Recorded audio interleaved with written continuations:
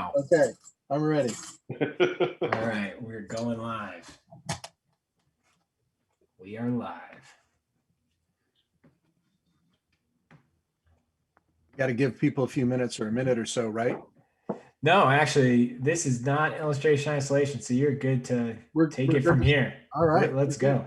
Hi, everybody. This is John. I'm here with Timmy Trabon and Bill Kobe, and kind of a sad night for me. This is the last night with Audrey, and this is the fourth of 4 lecture demos that she's done for us for the month of March. That if you have not seen the first 3, go back and look at them. I promise you will learn something. What she's done has been absolutely spectacular. If you don't know, which I'm sure you do, of being around us or being part of this community, that Audrey is just a phenomenal artist, having great success in the industry as an illustrator, as an animator, doing character design for animation. Just does everything so beautifully. And she's done 2 demonstrations for us, and she's going to be working on her 3rd tonight. So Audrey, it's up to you for the rest of the night. But I will do my best to keep up with questions in Discord. And if you're not in Discord, you are missing a big part of this. So you can join the Discord channels and then go to Artist Spotlight, and you can ask questions during the event. Yeah, and if you run into any issues, just email us at hello@visualartspassage.com, and I'm here to help. All right, Audrey. Hello. How are you? I am good. Thank you for everyone who came out today. Last week, I was doing a watercolor character design demo. The first week, I did a mixed media creature demo.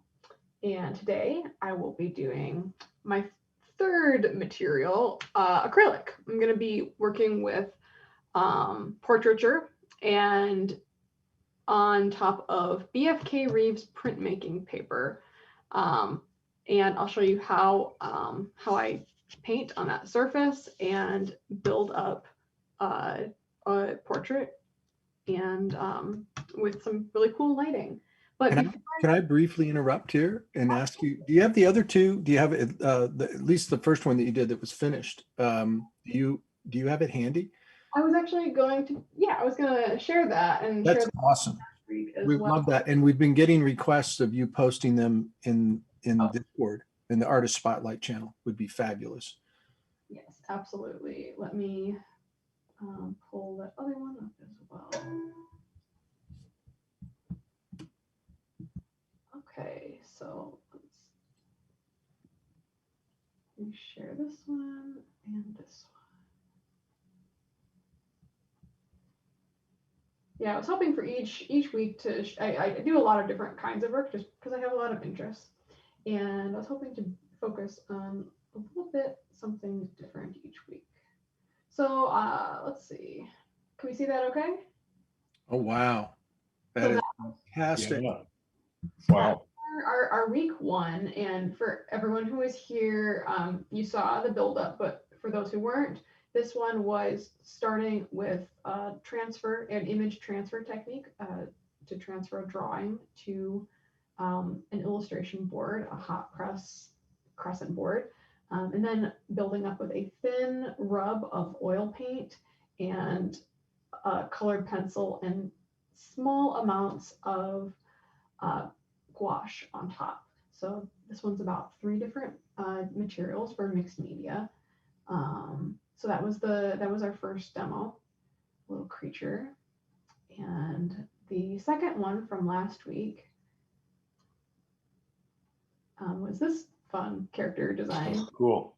And you can see a lot of the textures and the buildup on the scan a little bit.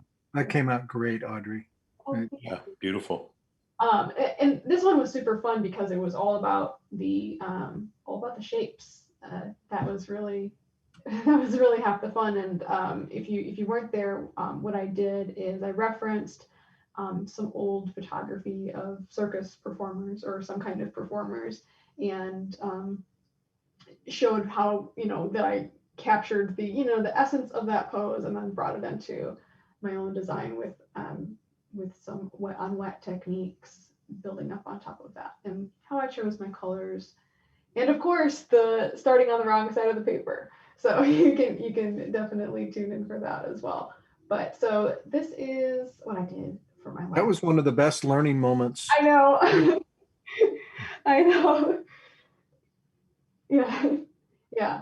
I remembered when I did my demo for my class this past week. The right size, so. I'll real quickly, I'll tell this, that Chris Payne, the first time he did a demo in, I think we were in Richmond, Virginia, where it was just incredibly humid. Mhm. And he was doing his oil, very similar what you were doing with the oil liftoff. Yeah. It didn't come off at all. I mean, just nothing moved. And we don't, and he said, I've never had this happen before. Of course, there's 50 people watching him, and he sat there and he dealt with it. He just painted the whole thing out. He painted opaquely instead of transparently. But it was a completely different demo than when he started. The way you handled it was absolutely perfect. You're a real pro, Audrey. Completely professional. I would. I love hearing those stories because sometimes it has to do with the surface and sometimes it has to do with the pigment itself, and things happen. So it's fun. So that was this one, and I had a good time with that. Glad we got that to work. So so this one is just a watercolor on cold press paper, 300 pounds, so pretty thick watercolor paper. So today, what I'm going to be painting is a portrait. I'm going to pull it up here and tell you about the artist, just so we give credit.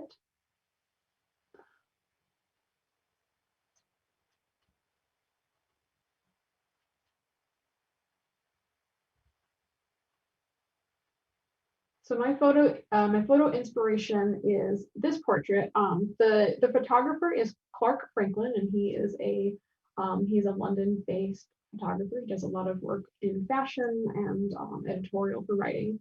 This was for Clash magazine 2018, and I don't know if anyone knows the artist or the musical artist, but it's Rina Sawayama, and she is a Japanese British pop alternative artist, and I just absolutely love the colors and the lighting in this. So when I work from photos and I practice, I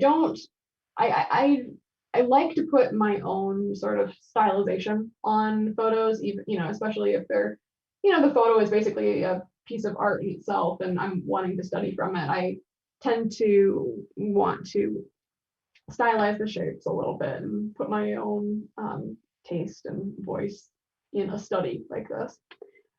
So what I'll do is I love using sticky notes for sketching. So for this study, I could just jump onto the paper and do something inspired by this.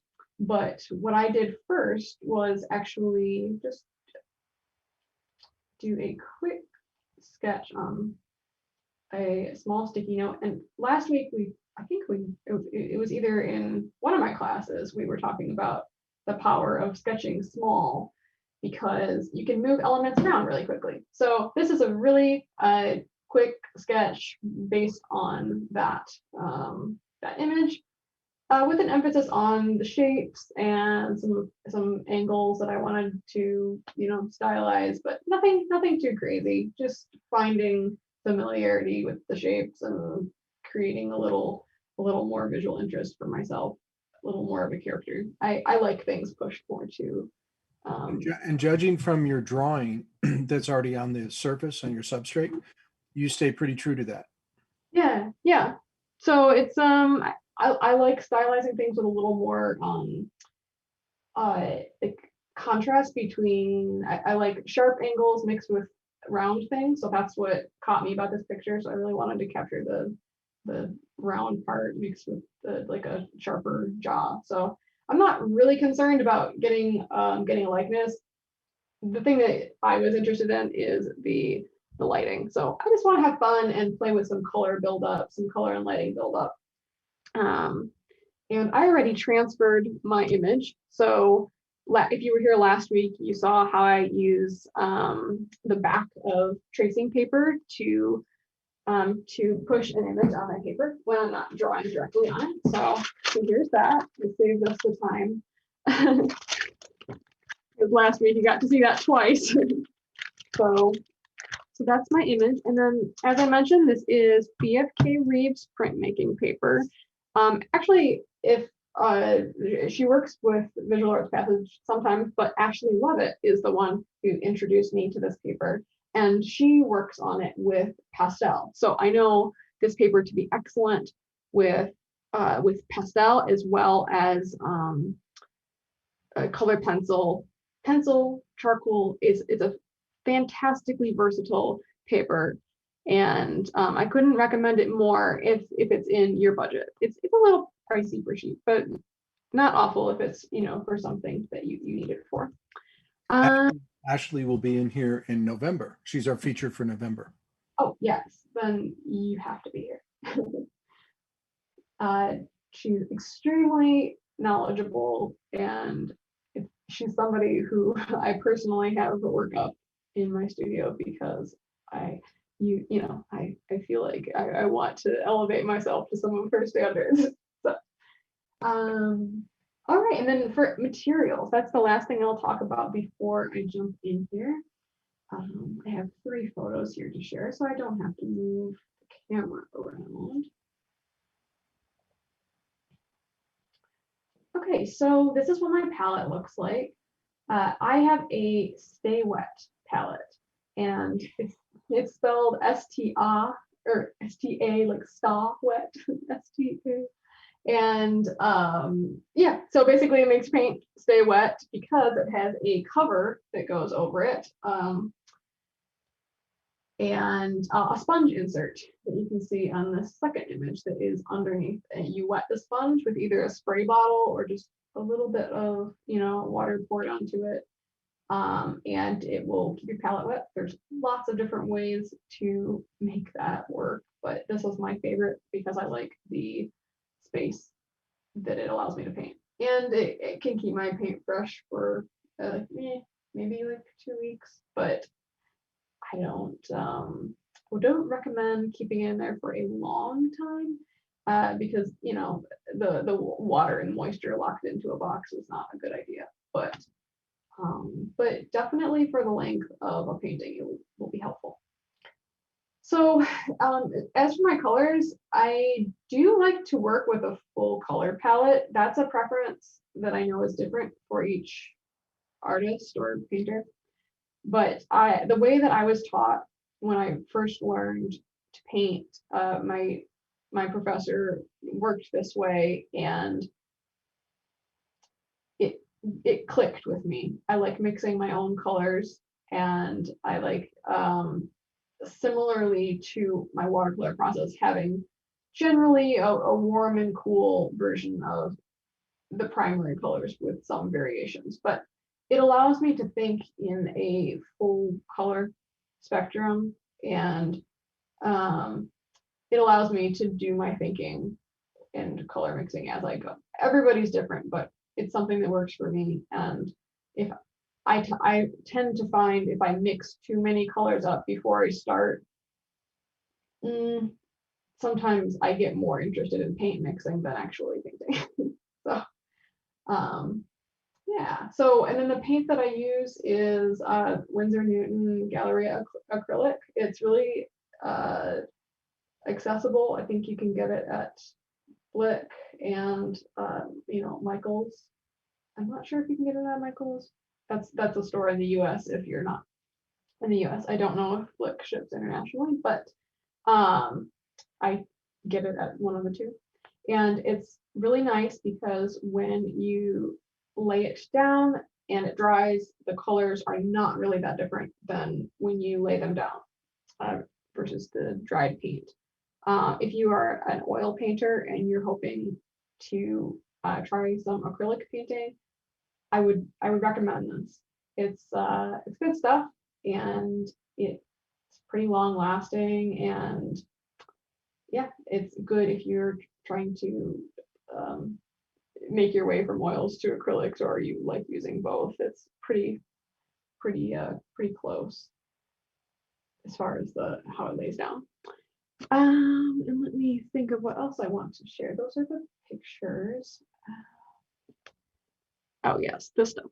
So when I was learning how to use acrylic paint, I did not have this stuff. It's Liquitex Professional Slow Dry Blending Medium. If you mix some of this into your color, your pigment, it slows down and it blends the pigment a little, kind of more like oils. Since I learned without this, I don't use it for everything. I often use water as the way that I blend the acrylic or make gradations. But this is really helpful depending on the project in the picture that you have. I found there were times when I was painting clouds, I had to hit this stuff up. So depending on the subject that you use, you might need this, or depending on the subtlety. So I leave this out in case I need it, but I try not to depend on it for everything. Just not how I learned. And I do find that it can make the paint a little bit tacky if I overuse it. So yeah, where water would dry matte. So, but this is good stuff. I'm not saying anything bad about it, but I just didn't learn with it, so I'm not dependent. That's my 2 cents about that. Once again, I have 2 jars of water because water is what I'm going to use to actually blend or mix with the paint. As for brushes, I have a whole variety. I don't really have any specific brands that I'm recommending for these. There's a couple that are, I can't even read the brands on some of these, but I have a couple of flat ones, a couple of round ones, and a couple of very small ones for detail. So a mixture of flat and round is the important part. This big wide one I'm going to use to prep the surface. So that's all I'm going to say about my setup. And if you have any questions, I'll be happy to answer them while I'm getting my paper ready.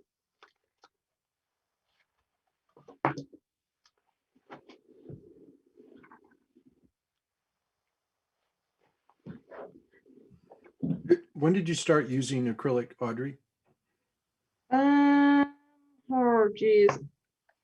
Well, I learned how to paint with oils in college. So I started painting with acrylic in college, but I never ever was confident. So probably after, so maybe like 2015 or 2016 maybe. But I only started taking it really seriously in maybe 2017 or 18. And I know that you use gouache. So Yeah. what do you find? I mean, you use watercolor and gouache, but what do you like about acrylic that gouache doesn't do? They're pretty close. I feel like I like gouache for things that are more graphic, and I like acrylic for things that have more gradients and subtlety in them. Well, I mean, for me, it's a perfect answer. I mean, I've used both quite a bit. Is the gouache can go down very flat. Yeah. It kind of postery, and the acrylics, you can control the transparency really well. Exactly. That adds perfectly to what I was intending to say. Good point. I was talking to my class about how I picked different materials for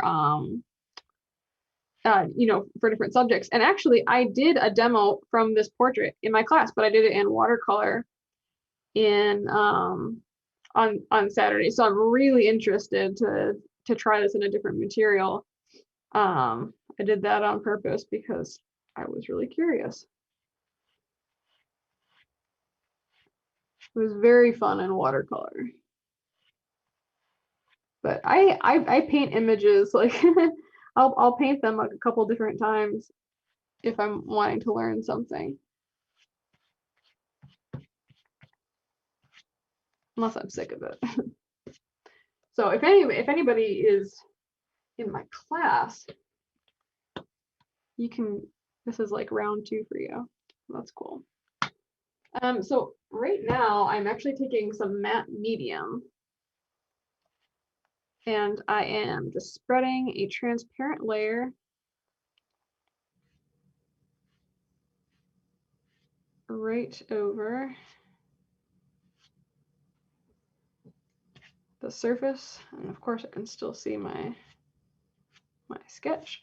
The reason for doing this, of course, is this is paper, so it is not going to be very fun to paint on top of paper. You're going to get a really crazy drag, and if you're painting with anything that's water on top of paper, you have tooth and you have pores basically, or you have what paper is made of. So it's gonna sop right through there. So you have to seal it up with something and make it a paintable surface. So this is a very important step. And this paper is also very nice and it doesn't get much of a crinkle. The painting that John shared, the demon figure with the swoopy bat wings that he shared at the beginning of class, that one is also is acrylic on paper. So you can get a flair for what kind of project you might use that for, or how detailed you can get.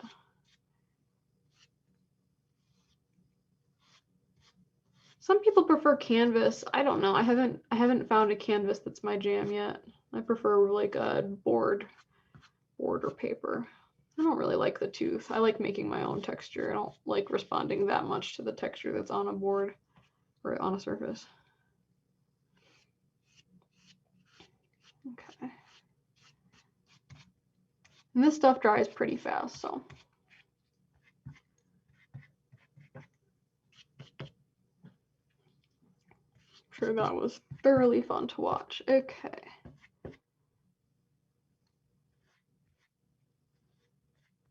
It's all covered.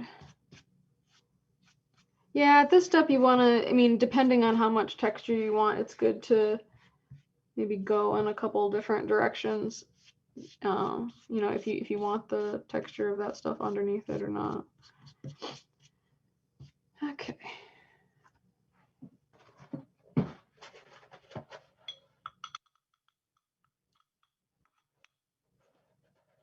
I also have paper towels next to me so I can clean right away.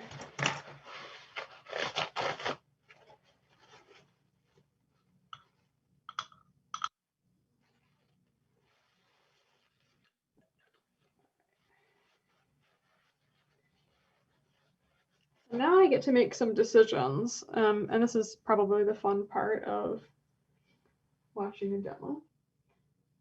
I have to decide, I want to work with a color ground and then build up the oranges in the picture. So I'm actually going to start with, I think I'm actually going to start with like a cool greenish yellow base, and I'm going to build up. Does anybody have any questions so far? Audrey, I have a question for you. Yeah. Since you're covering the surface of the paper and you're creating this neutral surface with this matte medium, Mm-hmm. you're basically not interacting with the surface of the paper at this point. No. So what are the qualities that you do like about the paper?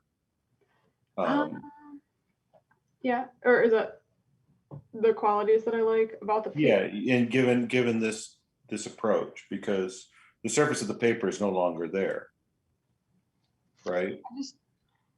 There's still something about it that even though the matte medium is almost is sitting on it, Yeah. still like how the paper takes the material. I don't really know how to describe that. It feels different than like a wood board. There's something softer about how the pigment lays. I think that the paper still has an influence on the surface, even though it's covered. Yeah. Okay. Yeah. I think the paper fibers have a different, like they're different to the touch than wood is. Yeah. I guess I don't know the exact reason why, but it's you know how it is. Like Yeah. when No. That was a good answer, and I was just curious. oh, that's a good question. I mean, I feel the same. I feel the same way about different surfaces. You can tell what you're working on and what the feel is, but Yeah, I wish I knew exactly what it was, but sometimes if someone told me, I'd probably feel validated. Sometimes it's a feel thing. All right, so I think we're dry enough to start. I'm gonna do. See, I forgot to write down the names of my colors that I'm using. That's gonna be challenging, but I have a color called green gold, and then the other green that I have is sap. But I'm actually gonna start with a translucent cool base, and I'm also gonna mix that with the matte medium. I really want this layer to be translucent, and it's because I want to see my lines underneath. And I don't have a super plan for this. I don't have like a big wild plan. So you'll get to experiment with me. When I'm doing a study like this, there's a certain amount that I don't like to control. I like to react to things.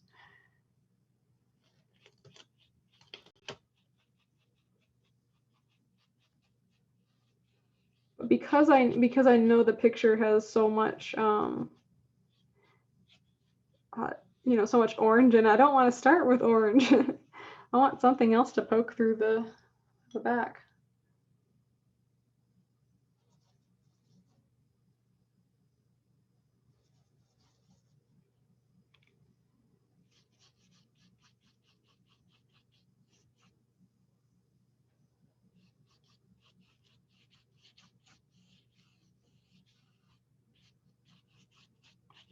And I'm not lining with tape or anything like that as well. I'm going to let these be some free-flowing edges.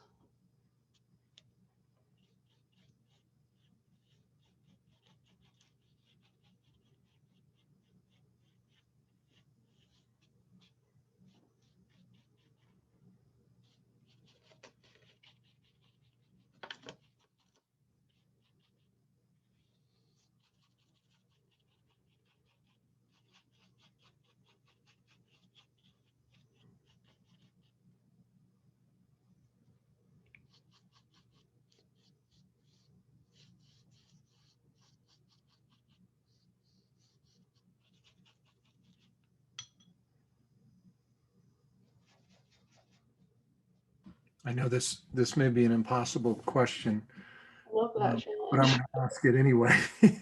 So I notice, you're putting paint down, you're putting different directional brush strokes down. Are you thinking that there may be some of this that is going to be left at the end? Yes, yeah. That's not an impossible question. That's an excellent one. That's basically what I'm weighing out right now, and kind of to add what I just said, the reason why I'm not starting with orange, even though my reference is very obviously orange. I want some of these sap greens, and I'm mixing a little bit of a blue into that as well. I do want those to pop out in the corners. I don't know how much is gonna show through, but there's the potential that some of it might, because it's not like you're just trying to cover. There's some interest that you're putting things down. There's right. thought that's going into it. Right. And the whole thought that, since I'm studying from, basically, someone else's photo, it's this is not about replicating. This is about, taking an essence of something and taking the chance to, play. So yeah, like I said, I'm going to probably repeat myself, but a lot of what I do with acrylic is reacting to things, and some things that I react to are more planned, and some of it is some of it less. With the watercolor piece I did last week, or maybe the first two materials, there's a certain amount of reacting that goes on, but those, last week, it's pretty planned. I planned out the colors. I did a color study. There was basically the questions that I had to answer were the just how I was going to lay down the pigment. There was mostly the how was up for question, but for this one I have a lot of things that might happen along the way, but it's okay. That's why I planned out the drawing first, because as long as I know that I have a sketch I like and lighting I like, anything can happen in between. So, all right, so that's a good surface to start, and I make sure I can see my paper okay.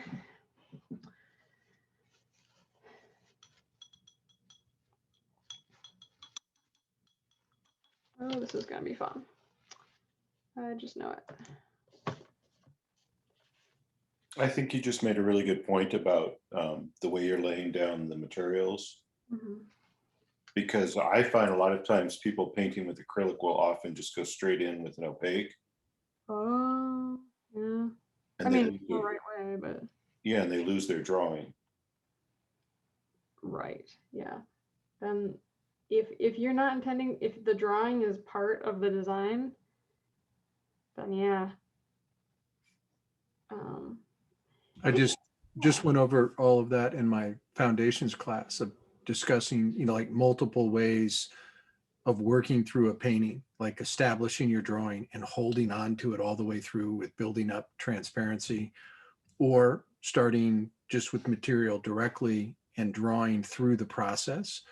And then you can do some kind of a combo of both. But, I think it's really important for people to consider, if you put a drawing down, I mean, you can maintain it. I mean, a lot of illustrators, even painters I know that do that. And it can be very, very helpful. Yeah. I had a student ask, like, is that the right way to do things? I'm like, well, it's not the right way. It all comes down to your intention, like many things in life. What's your intention?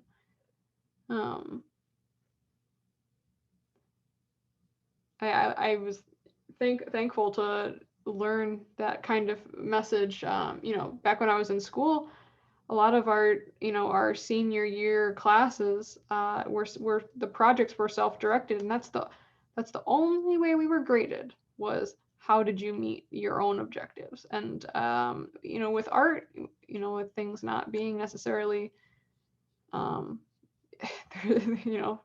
there is no best art. There's only meeting the needs that you set out to do. So we're setting up our own goalposts here.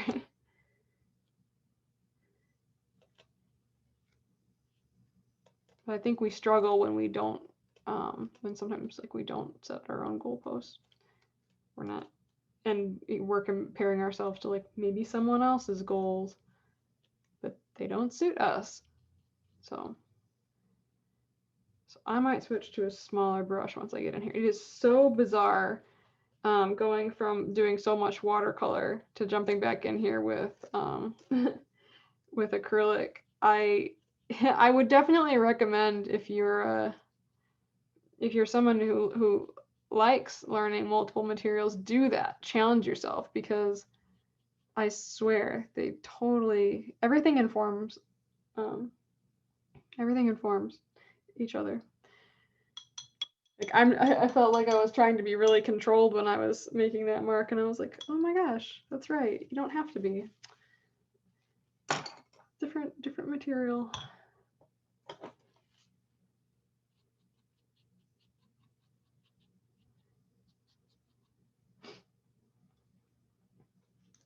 Another nice thing about starting with this sort of yellow gold sap green mix is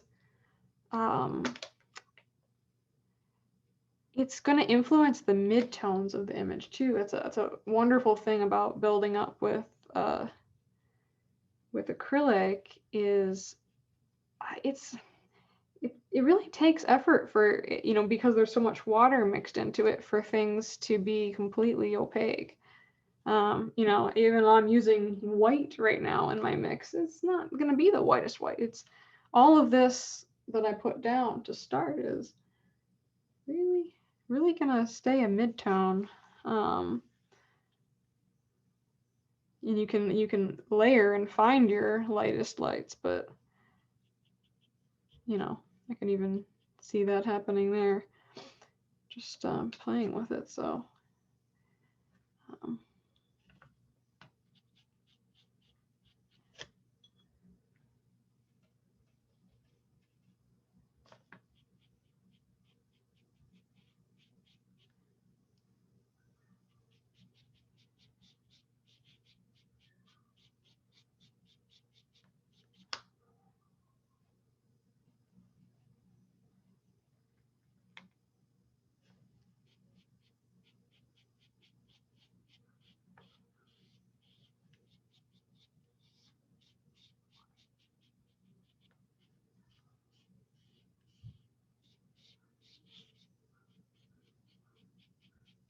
Audrey, you feel like you bounce around the picture a lot?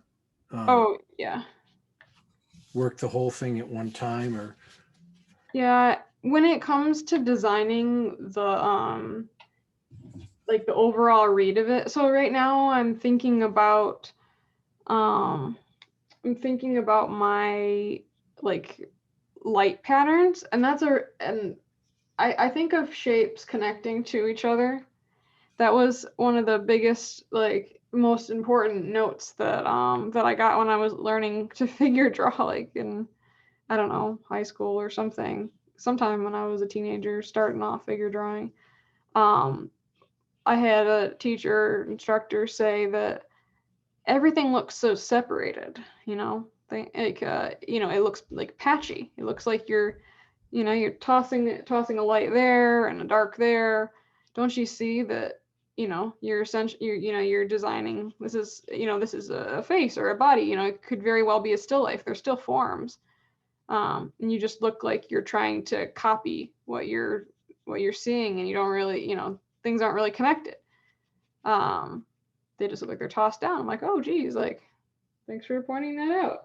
And so now I've been very conscious, like, even though I'm, tossing in like the background, I think like that, and sometimes when you're doing more storytelling opportunities or storytelling illustrations that are like full concepts, that kind of thought can help you.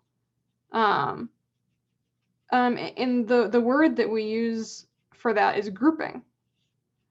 It's that illustration or composing technique. So when I put these lights in, this light around the top of the hair and down here across the shoulder, suddenly everything in this green area, it becomes a group, and you constantly create groups the whole painting.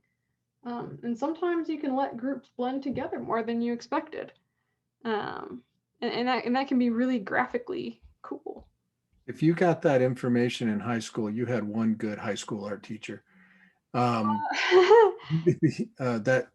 mean, shape design, spotting light and darks, light and dark pattern, whatever you want to call it, controlling values so your image reads and your shapes read and your silhouettes hold together is one of the most important things you can learn as an artist. And it's the first way that I learned that's how your voice can come through in your piece. How, deciding how much you want to push things. That's I was noticed, Tumblr was like pretty big back in the day, and I'd see artists on Tumblr or other places, and I'd see like, how are they making those decisions? What are they looking at? What kind of photography? What kind of pictures are they copying? I'm like, oh, they're not copying anything. They're just making choices. They're just doing that on purpose. That thing that I like that they're doing. They're just choosing to do that just because they're designing. They're not copying anything. That's really interesting because that's the thing when I first started recognizing your work that I thought that stood out the most in your pieces is the fantastic designer, great drawer, but your silhouettes all red. There was a understanding of shape design that was really, really mature. Interesting. Um, That's extremely like kind observation, and like it's something that I think you have a really hard time when you're first learning it, finding the words, finding the language to you know to accompany and articulate it. And I think that's what's exciting about if you decide to stick with design, eventually the language catches up with your choices, and and then maybe you become a teacher or try to. I've always been interested in like passing along what I learn, because I'm like, oh my gosh, like this will blow your mind, and it helps cement it in your head a little bit more too. The more you try to find the language for what you're doing. And I love teaching with this group. It's such a gift. Yeah, if you don't know, Audrey teaches process, skill, and craft in our in the visual arts passage, and it's our first of 4 illustration classes, and it focuses on the working process, the act of making a picture with an art director, and um, really the foundation of solid picture making. Shape design, I'll always go back to that, understanding that value control is the thing that describes shape the best. But I truly remember the day I became aware of looking at your work and thinking, my gosh, this is so powerful and so strong. Thank you. And it's the ultimate way to explain something. Yeah, and it's really interesting. I don't know if I'm sure many other many other artists or just people creating out there, they struggle with their relationship with focus and attention. That's something that I'm becoming more vocal about chatting about and incorporating into how I talk. I find that if I want to regulate my focus on an image, on a job, on a study, whatever it is, I just have to be interested, or I am distracted as all hell. I can't finish something. I can't focus on something if there's not some aspect that I'm thoroughly curious about, and that I'm thoroughly interested in. And I'm kind of picky like that, and I think that pickiness is sometimes my burden and my blessing. Because almost everything that I follow through on, I'm very interested in an aspect of it, because most of the things that don't interest me, they just can't keep my attention. So the stuff that makes it through the cracks, it's like, with art, it's like, cool, I had fun with that. It's interesting, and it's a lifelong relationship that you build with that. But it's good to talk about. We spend a long time looking at things.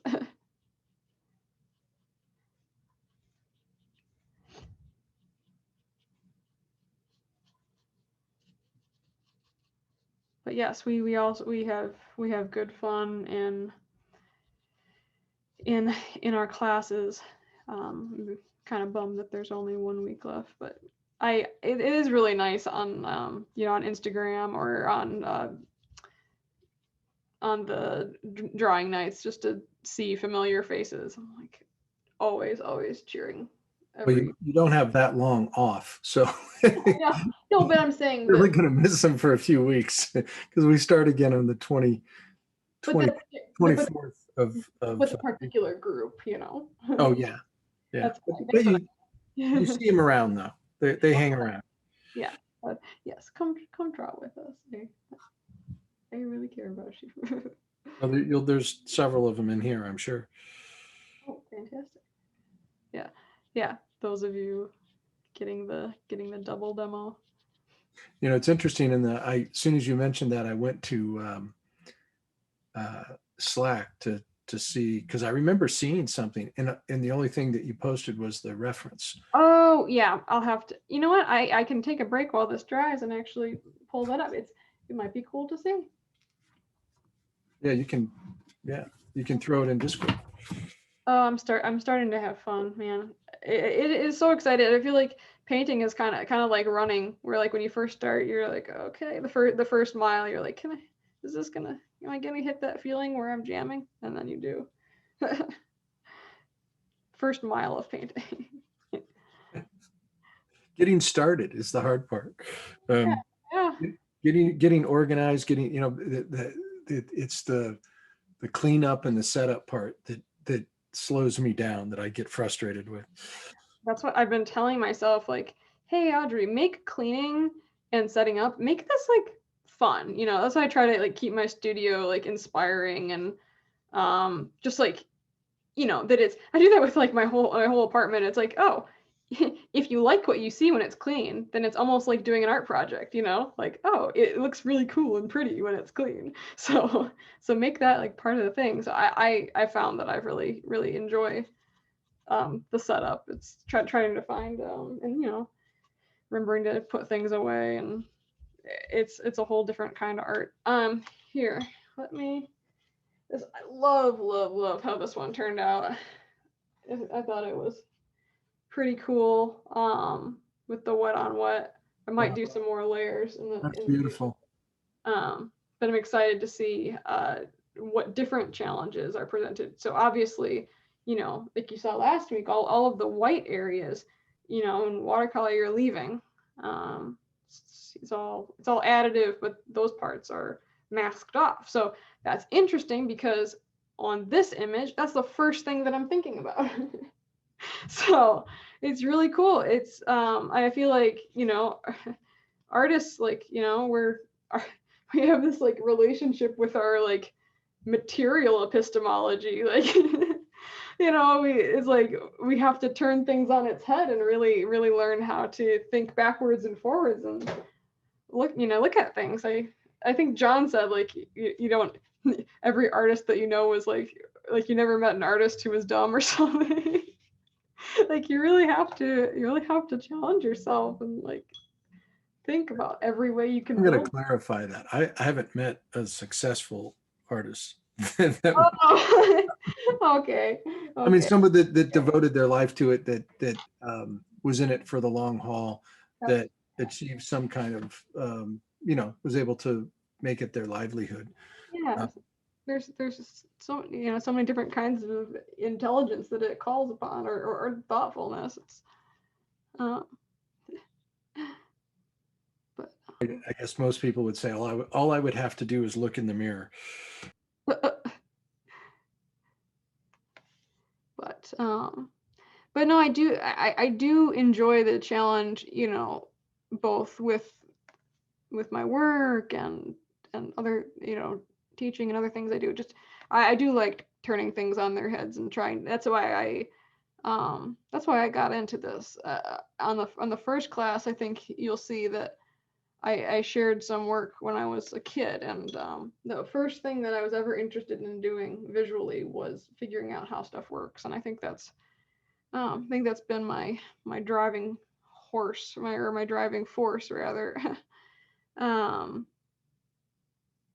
But I really love. I used to make all kinds of drawings of every animal I could think of or find, and like that was what I would do. Just everything that I could document in any way I could do it. Did you do that by like looking at something, like looking at reference of them, or did you try to do a lot of it from your imagination? I did everything. Like I would try different things. It's like I'm just I'm addicted to trying, you know. I would try, well, first off, I'd copy from a picture, then I would try from my head. It's crazy that everything that I did as a kid, I do now. And then the last thing that I would do is I would try to trace objects because I thought that that would get me to the result faster. Like I would actually take, you know, it almost looked like murder scenes. I would take my stuffed animals and think like, oh, if I trace a dog, will it look like a dog? I'm like, no, it doesn't. This silhouette is not cool. I have to design it to make it look like the dog. I can't cheat. I've saved these books and stuff. They're so funny to see my little experiments. Audrey, I'm going to clarify something I said back about looking in the mirror. I meant to see a dumb guy, not a smart guy. Yeah, I just wanted to make sure everybody understood that.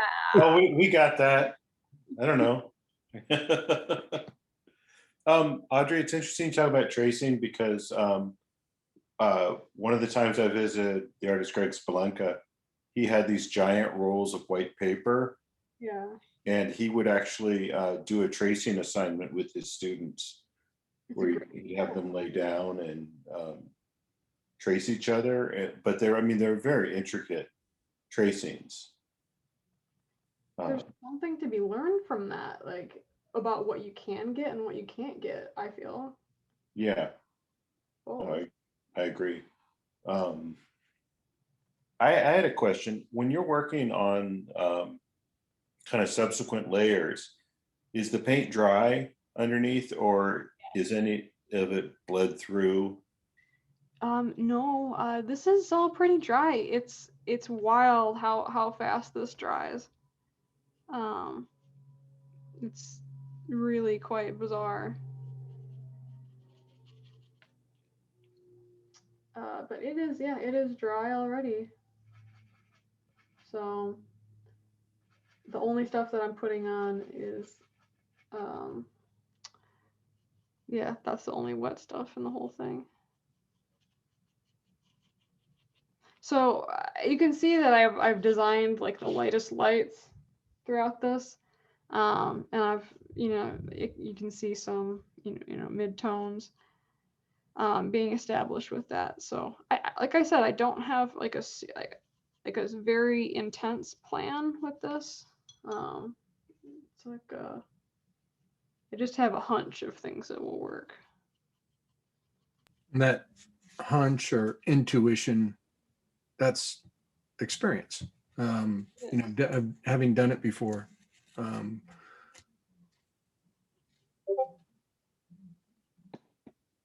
You kind of know you're kind of setting things up. You know how to what your procedure, or you think you have a procedure that's going to work.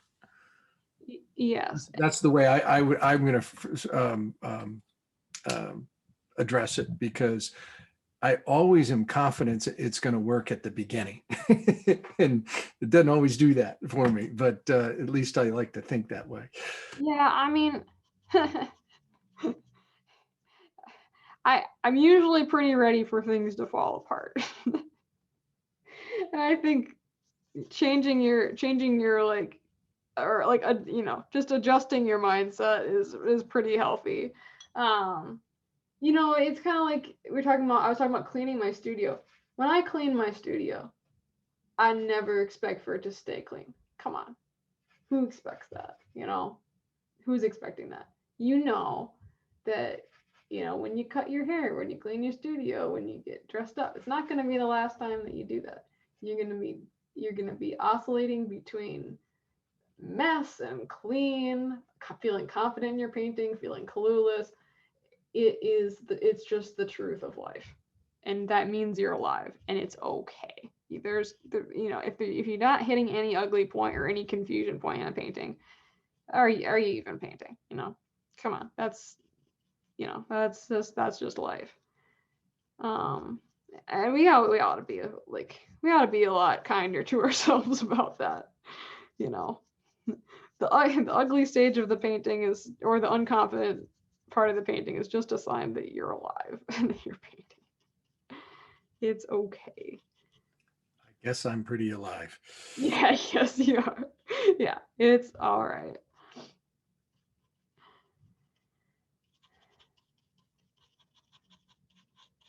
And at the end of the day, it's just a painting. Would you say it was, I've said it a couple of times in my classes, but it was a Gary Kelly quote, the only one taking the risk is the paper? Or That's Chris Payne. oh, Chris Payne. Okay, well, another shout out to Chris. It's true. I respect that phrase. I think I need to put that one up like above my desk. So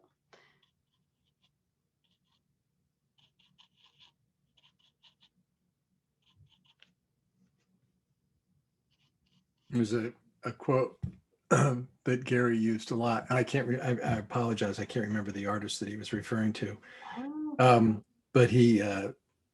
It was a conversation of somebody critiquing somebody's painting, a famous painter's painting, and suggesting. He said, "This leg does not look like a leg," and the artist's reply was, "It's because it's not. It's a painting of a leg." oh my gosh. I love that answer. It's my interpretation of the leg. That oh got him. Yeah, I saw, so I think it was on like a sculpting forum the other day. Somebody made a post that said, a young artist exhibits their work for the first time. A well-known critic is in attendance. The critic says to the young artist, would you like to hear my opinion of your work? Yes, replies the artist. It's worthless, the critic says. I know, the artist replies, but let me hear it anyway. But tell me again. Yeah. Yeah, pretty funny. I mean, you know, I mean, I respect art critics to an extent, but I feel like, you know, you can't take too many opinions into account. We can't. I think there's criticism that is meant to understand something Exactly. and to talk about how well it's accomplishing its goals. And then there's criticism, which is just Bad faith. what's that? Like bad faith criticism. Yeah, I mean, I'm very, you know, I was reading a comic book the other day, and there were things in it that made me stop and took me out of the story. Oh, okay. And you know, I thought about why, and I was criticizing, you know, why, and thinking about what it was that, you know, they were doing and etc. But I think that's trying to understand something versus, or help improve something versus just kind of putting something in its place or whatever. Or just trying to just kind of hear the sound of your own voice because you think everything needs a comment. That's so different than what you're saying, you know. Right. Right. That's a really good distinction. Yeah, and words have never been very good at describing what pictures do anyways. That's fair. That's a very fair point. There was a question that in the thing, I don't know if it was answered. It says, Audrey, on any given assignment, have you had clients feel uncomfortable with just seeing color sketches first? No, just seeing sketches first without color interpretation. Yeah. I mean, I usually show things with color. I mean, it makes me feel more confident as well. But it depends. I mean, I've done stuff that doesn't need color, so there's that. And it just depends on their level of trust, if they know your work and they're prepared to take that, like, you know, take the risk of just letting you jamming because they trust you. There's that, which happens, you know. But usually I give some kind of, I give a color idea, and it's not so hard to do that, especially with Photoshop. I feel like, you know, I have a lot of respect for artists that were doing that kind of thing before you could do like digital comps. So it's not so hard to toss color on something to give a mood or a direction at least.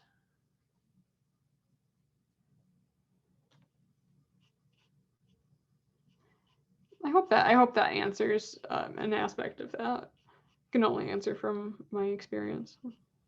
I'm going to back way up, Audrey, because I've been thinking about this and I wasn't going to bring it up, but I'm going to bring it up anyway. I just decided, you know, the conversation we were having about your light and dark pattern, you know, solidifying the shape with your value control in this picture. And you did, your sketch was a line sketch. Do you ever figure that stuff out in sketches before you go forward? Oh, I guess I'm trying to make sure I understand your Well, question. the little sketch you showed was just in line. It wasn't Oh, yeah. didn't have any value in it. And so, yeah, there you go. And so it was like for positioning, but it doesn't explain like, I mean, I know, again, I do that every once in a while too, especially when I have like a piece of reference like that, that explains everything. Yeah, exactly. And so is that the disconnect here is what I'm looking at? Is because, you know, I have seen things of yours in sketches before that were in value also. Yeah, I do both sometimes. I mean, you really answered it pretty well there. With, you know, this one's, you know, since I'm referencing something that pretty much answers questions, I feel like I can control and like it's, you know, I feel like I don't have to plan that before I go in, and I wouldn't do something that I'm comfortable doing that with studies. Basically, I consider this a study. If I was illustrating something and it was more planned out, then yes, I would do that. It's purely the difference for me. Like I'm not obsessed with a certain way this turns out, you know. Or not obsessed, I should say. I'm not attached to a certain way that this will come out. And I think if I was more attached to that, and you know, I've showed somebody, you know, and I'm, you know, working with somebody else who's part of that that directing, and then I would do that. But the reason I actually did the little sketch was less was honestly less for the values and more for the stylization, because that's how I find my voice with, you know, my style is just drawing it out. So that was more the intention of. Well, thank you. I assume that's where you were going with it. I just had to ask a question because I wanted people to know that you do solve those things ahead of time Oh, yes. when you need to. Yeah, for thumbnails, I definitely find myself doing so, you know, sometimes I do think more in line, sometimes I think more in value. But the ones, you know, usually I will apply value to the ones that are more linear. But when I think in line, it's more to find shape design. Yeah, like from what we were saying, it's more to discover my shapes a bit more. You know, line can help you do that. There's a question here. What are the pluses and minuses working traditional versus digital, and vice versa for you? Do you find there are projects that because of time restraints you need to work digitally? Yes. I learned, I was very, very into making digital art when I was in school. And the biggest reason why I made the transition to working with more of a percentage digital or traditionally was my enjoyment. My eyes hurt. My eyes hurt looking at a computer, and they don't hurt looking at paper. So that first, to answer that part, that was the main reason. Was just, I feel better when I'm painting on paper, not on screen. And the second, could you remind me of like the other parts of that question, because I want to answer. Do you find there are projects that because of time restraints you need to work digitally? Yes, yes. So I use digital for is usually like image compositing. So I love, I know Bill does this too, but I'll take like, I'll draw lots of different things. And sometimes I'll have my thumbnail ready. I know what the plan is. Um, I have a plan. I'm ready to go, but I just don't have the time to paint it. I have the time to draw it, or I have the time to design different aspects of it, but it's just all over the place, and I don't have the time to actually put it together. So what I'll do is almost like, yeah, I can't think of any better word than image compositing. I'll take different assets or aspects of the image, draw them separately, design them separately, and then arrange them and compose the thing all together in Photoshop. So I do that for my work quite often, and it's fun. So, but there's a difference. There's a difference between using Photoshop for painting the whole thing versus using it to compose, and I find it more enjoyable for the latter, personally. I had always used it like that. Yeah, exactly. Yeah. And especially like if there was something, if I was combining an image that had both a tonal and a graphic element to it, Sure. it's so much easier to do them separately and put them together. I agree. It's faster. Yeah, and it helps, and it doesn't, it feels like an extension of your painting or inking process, and it doesn't feel like a side hop. It feels like an extension, just like, oh cool, it's just a way that I can bring this together. Right. So that's my experience with it. But I think it's extremely important to understand, and I don't want, I don't want the barrier to entry to be like, big or anything. And I'm trying to be mindful with that. Not everybody can, afford Photoshop or scanners, but if you can, if it's something that you can eventually get to work, I would recommend at least being being proficient enough to people to assemble, present projects. It definitely definitely is worth your time learning, for sure. Or just the mere fact of delivery of projects. Exactly. Being able to scan and color correct and do whatever you need to do just to deliver that way. Yeah, and if mhm. No, go ahead. I was going to say, and if you don't have access to those kinds of things, like libraries are usually have some pretty powerful scanners for documents. That's been my saving grace at times before I had my own. So definitely. But you were saying, John? No, I was just kind of mumbling. There's another part of this question. What is your process to convert the finished traditional painting to digital to send to the client? Do you scan or photograph? Scan. That's another reason why I'm a fan of paper.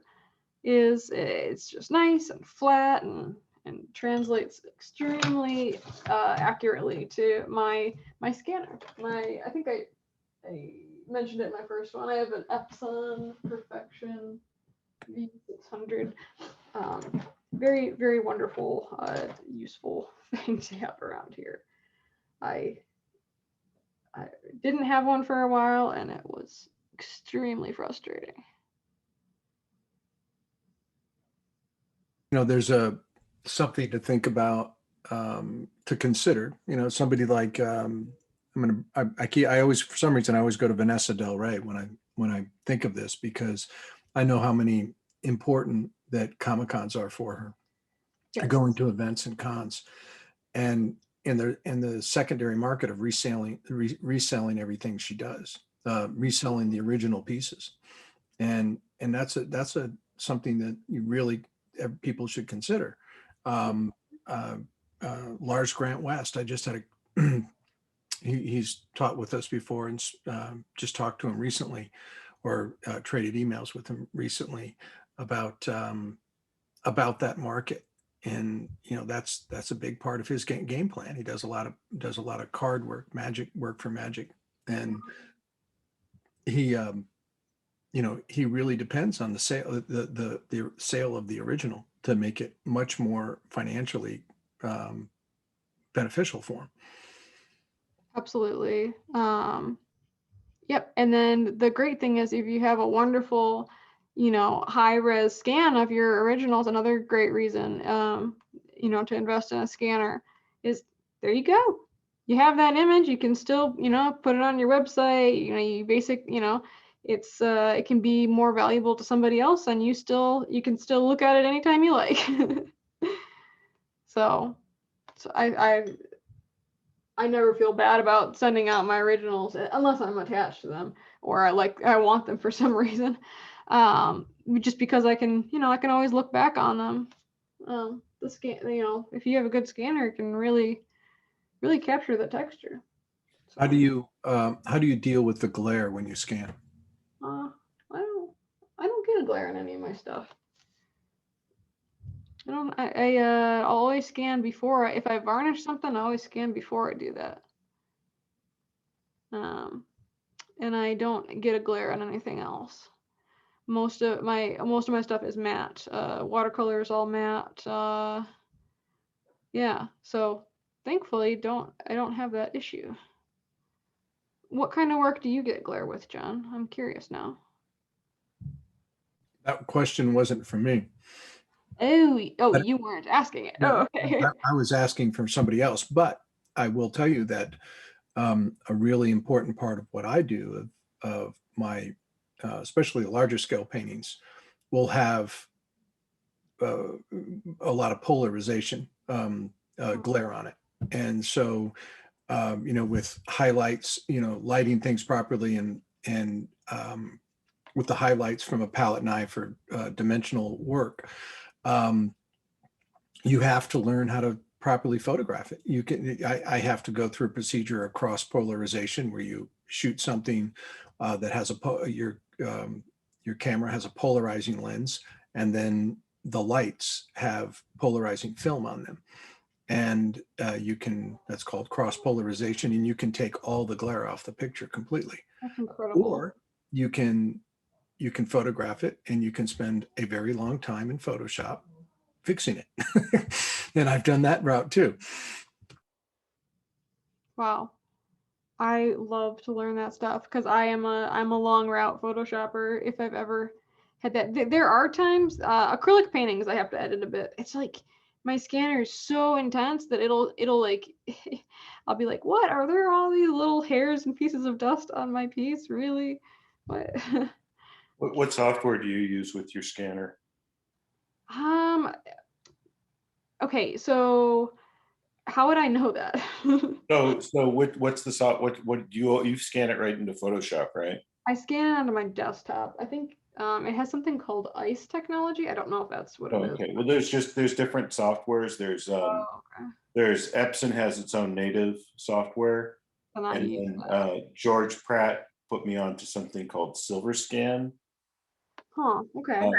which is another software package which works really well, which picks up, I guess, allows for a higher res scan. But yeah, I'm right there with you, and especially if I put my glasses on and look at a piece, I'm like, What is that? well, how did that dust get in there? Yeah.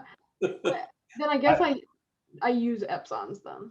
Yeah, I have the same scanner that you have, and Great. I love it. I mean, it's just, it's my workhorse scanner. One Yeah. other thing, go ahead. Oh no, I was gonna say I just got the new driver and it's like it got even better. That's all I was gonna say. Oh, that's cool. I was gonna say one other thing about scanning your work in is that especially if you sell originals, you may not be thinking about this now, but at some point in the future, you may want to collect all your work together and create a catalog, or you might want to actually copyright it. Oh, yeah. And they've made it really easy to copyright your work by sending files. Huh. I think that's true. You used to have to print out a form, but I think you can now do all of that online. neat. It really simplifies it. When we were learning about that in school, I was like, oh my God, how am I ever gonna figure this out? It sounds so complicated. Right. And all unpublished work can be, like if you say you create a body of like 50 to 100 pieces or whatever, you can copyright all of that work with the one-time copyright fee as unpublished work. You don't have to copyright every single piece. Oh, that's neat. You can lump it all together. Yeah, because you'd end up paying like whatever the fee, I don't know what it is now. That's good to know. I think I just looked at it. It was either $50 or $60, Okay, but you can register like, 50 paintings at one time if you want to. right. They're unpublished. I didn't think it mattered if they were unpublished or published. I still think you can group them together. I don't know. It's been a couple of years. I should copyright stuff more recently. It's been a couple of years since I've copyrighted anything or registered anything. Yeah, definitely much more effective to register your work and copyright it and then try to protect it on your website. My theory anyway, because anybody can steal anything and Photoshop anything off your website. Oh, geez. But you have recourse if you have the copyrights. At least you do here in the States. Yeah, you're entitled to what's called actual. Actually, you're entitled to what's called statutory losses. Oh, wow. So, with an copyrighted work, you'd have to actually prove loss. But if somebody violates your copyright and it's registered, you don't have to prove that you've lost money as a result of that theft, Oh, and that's you're entitled to more money.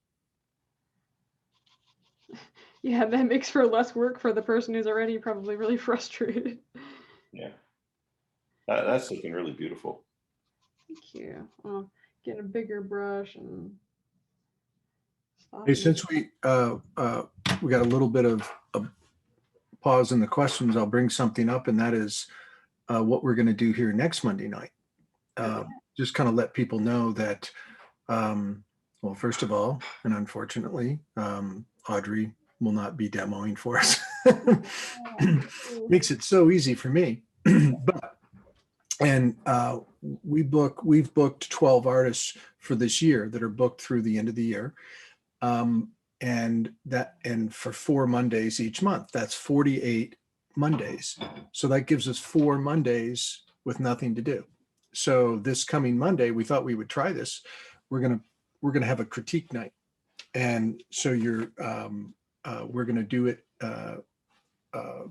We're going to do it through Discord and go through the work in Discord, and we're going to use the portfolio. We're going to try to get I really wanted this to get functional in our Discord is the portfolio channel, and you can put 1 to 4 images in and put it up for review, and we will go through everything we possibly can. And then if we don't get to it, we'll do it in the Discord channel throughout the week, and you can continue to the conversation throughout the week. Love that. Yeah, it should be fun. It should be interactive, and I'm looking forward to talking to people about their work. And the only thing I'll say, John, is it's critique week, so Yeah. it's a full week of posting your work. Right, and just continue posting in the channel. Yeah. So please, all week, be sharing your work to the portfolio channel, and and then we'll do a live session that Monday. And so Aaron's got Aaron's got a question. Are you continuing to mix medium with each layer to maintain transparency? Yes, yeah, medium and water, and then I haven't used the slow dry yet, but I have that out if I need it. But the answer is yes, I am continuing to do that because I love transparency. I like treating opaqueness like a final layer especially like on a study. I think it's nice to see like a little breathiness between your layers. Wow. In my foundations class, the last class I showed, was talking about maintaining your drawing, as I mentioned before. And I showed a bunch of early Bernie Fuchses with just this really crude drawings underneath, and his use of material, of the mileage he got out of the thin transparent acrylics that he was using was just unbelievable. Yes. Yes, that's one artist that I feel like I saw his pieces and I didn't no words were needed. Right. It's my father always said about him. He said he just was the most talented man he had ever met. Just he did things so easily with materials. Right, and with the materials, and what I meant by that was, that was another artist that I remember seeing someone showing me in probably college, where they showed me, and I was like, oh, okay, so you can do that. So that's an option. Okay, cool. I like that. Continuing on. Yeah, it was interesting because he changed. It's like, okay, I'm going to do a pencil drawing, and I'm going to scrub a little bit of color on top of it. That's a finish. Yeah. It was like, well, yeah. Which is funny. I feel like there's this idea that we have that like we really have to suffer in the process. Like we really have to pull ourselves apart in order to make something that looks nice. And I felt that way when I was learning. It's like, well, if you didn't pull an all-nighter and struggle through it really hard, was it really a painting? And then you're like, what? I'm allowed to, let some things like breathe through. Like that's allowed, and it looks better. It's less painful, and it looks better. What? Like that's incredible.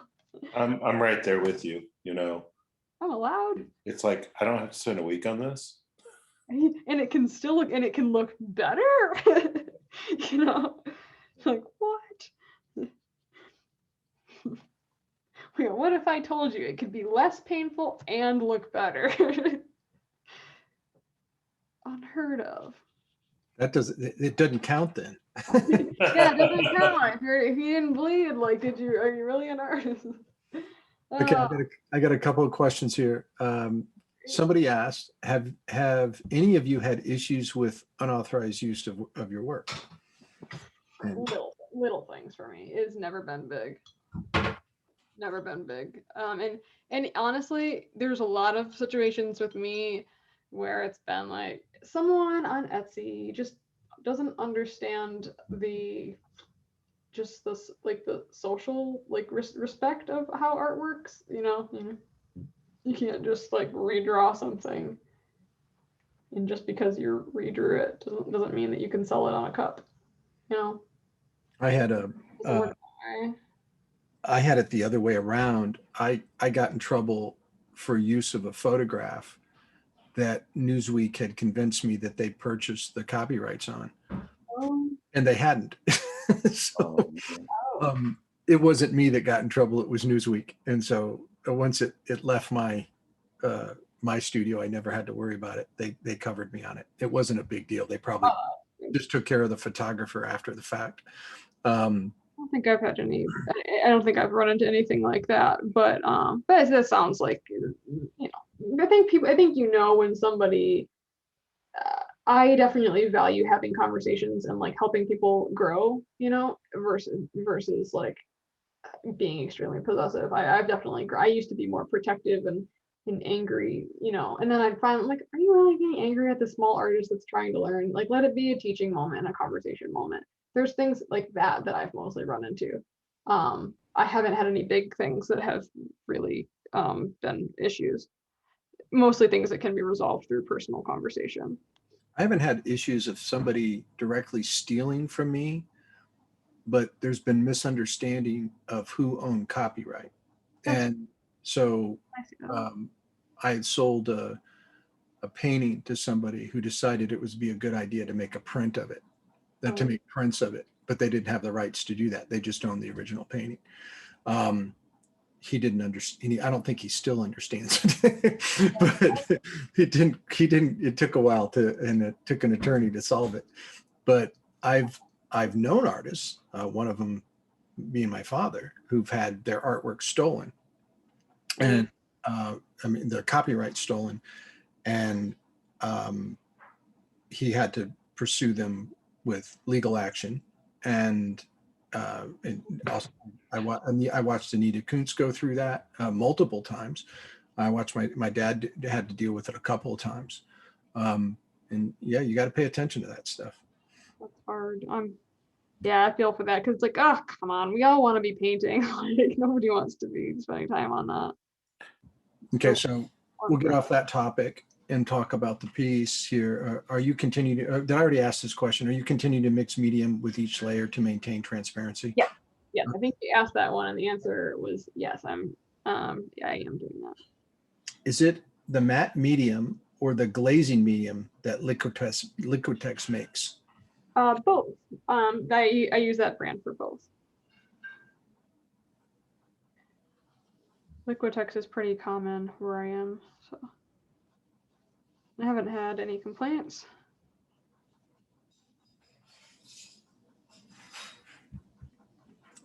This thing's really coming together, Audrey. Oh, thank you. It's like when you start popping things out, then it really starts happening. I get changing my, anytime I kind of walk away from it, it's probably just me changing my brush size.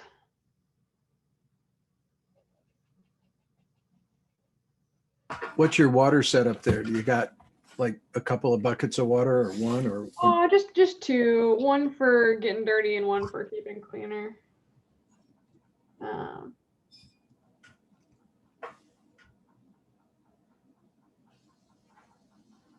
Yeah. Let's see if I can bring some of the purple, like kind of iridescent purple blues into this. I like it. The green's been a really funky build-up though. So it was a fun choice. Oh yeah, that'll do the trick. When I'm working with acrylic paint, I'm also like really conscious of my experience with sculpting. I sculpt currently more like as a hobby. I've never done a professional sculpting project. And I think it's really healthy to have materials that are your hobbies and materials that, you don't have to say they're one or another, but you don't have to force yourself to make a living off of every material you use. But I find myself really thinking about sculpting when I'm working with acrylic. It reminds me of using a stylus sometimes instead of using a brush. I'm going to also remind people that obviously we have our critique week, which is next Monday, and it gives us an extra week for the challenge, but you still have time. The challenge is not due to the 4th. That's the creature painting challenge. And then I'm really excited for our next speaker is going to be Lisa Sear. And she's terrific. And she's also got her challenge all worked out, and she's going to try, tie everything together with her demos and lectures and everything. So I'm very excited about that. Incredible.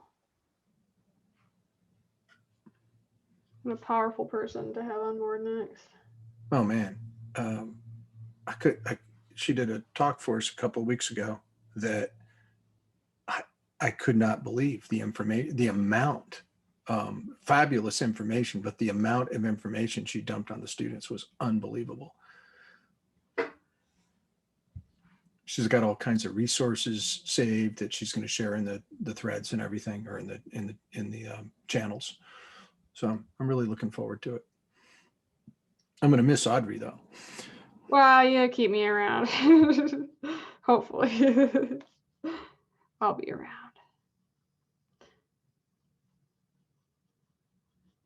No, I'm really hoping that especially over time, that as more people get introduced to this, I noticed that John Nymeister is making comments about things in Lake, and that there'll be more interaction as we keep bringing more and more people into the as speakers and as participants into the bridge, and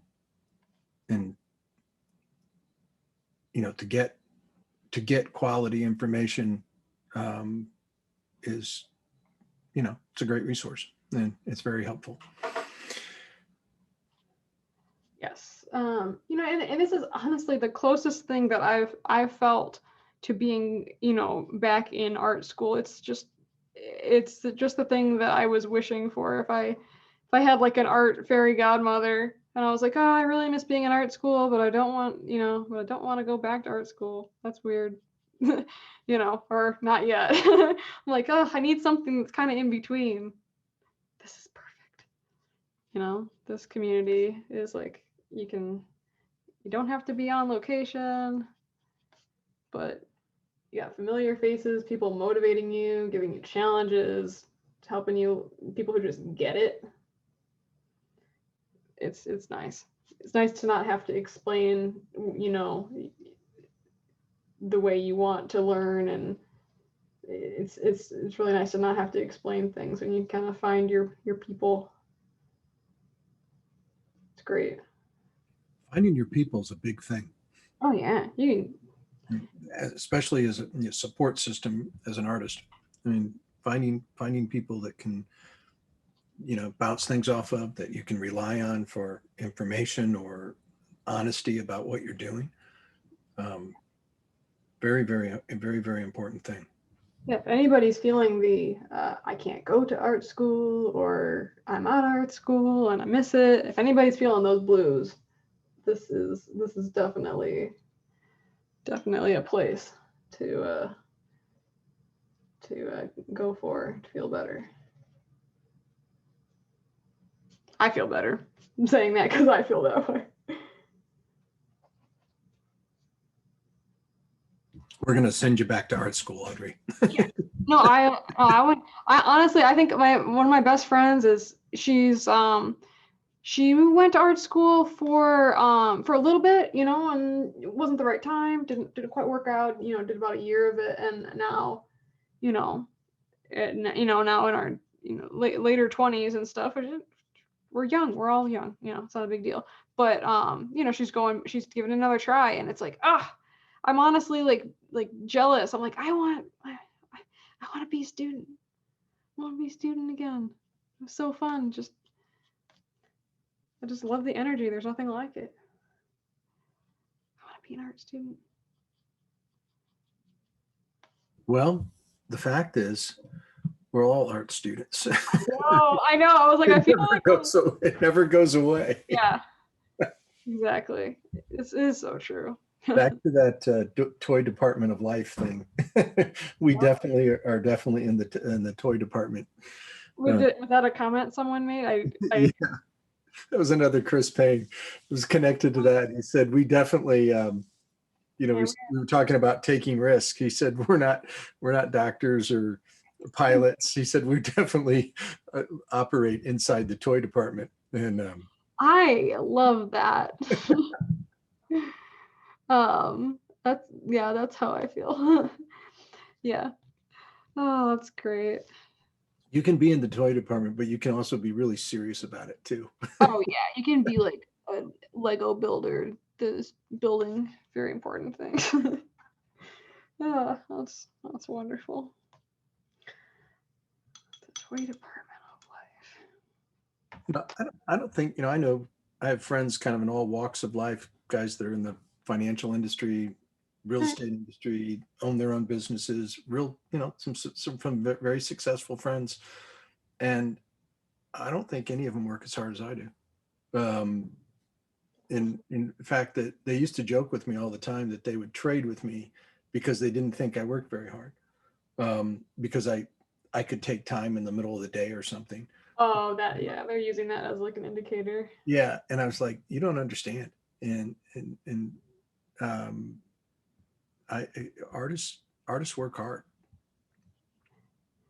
You work smart, Yeah, but you still work a lot. And that's, the catch is, it's like when you're a kid and you get sent to your room, most artists want to get sent to their room. Oh, yep, yeah. It's like Yeah. Yes. if my wife was mad and said, My go, myself. go to your studio, I would want to go to my studio Yes, me. where I want to be. Yeah. The artist Josh George said that to me a long time ago. He says, yeah, I remember my parents being really upset with me and they had punished me by sending me to my room. He said they never figured out that's exactly where I wanted to be. Like, yeah. That's why I was upset in the first place. Oh, that's fantastic.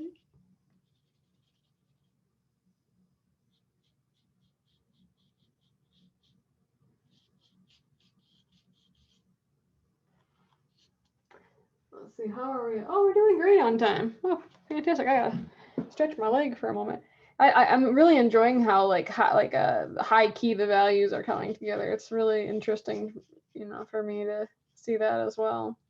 I was hoping for them. The next time you pause for a second, and I want you to pick up the piece and move it towards the camera. Oh, yeah, sure. Is it at a good distance where it is right now? Yeah, that's great. We get it like full frame, and it's just cropped right on the edges. It's perfect. Fantastic.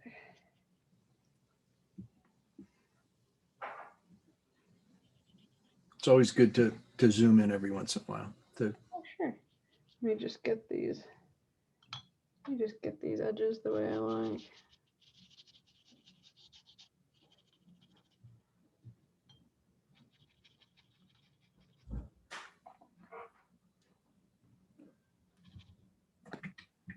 I don't know about you guys, but I feel like I'm working even when I'm not working. My brain is always on the stuff that I'm doing.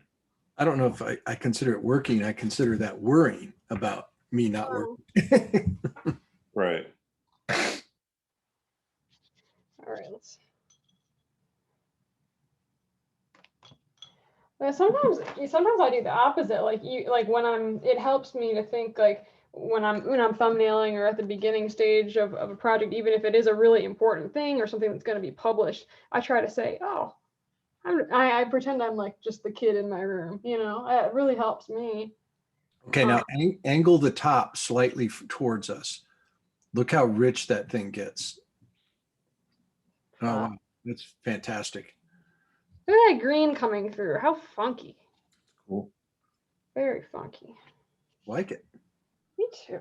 It's totally different thing I'm getting with this one versus the other material. Very fun. Okay. I gotta look away and all that. Ooh, wait. I'm gonna just hold it up to the side so I can look at it. Oh, very fun. Okay, I'm feeling good. Gonna add a little more water to my colors here. Surprisingly, my palette has not gotten too crazy either. So something else I pick up from watercolor. Because in watercolor, your palette doesn't really get crazy because it doesn't move around in acrylic. You gotta pull up your palette paper. Okay, let me think here. Think. I want to put in some kind of dark mark on the bottom.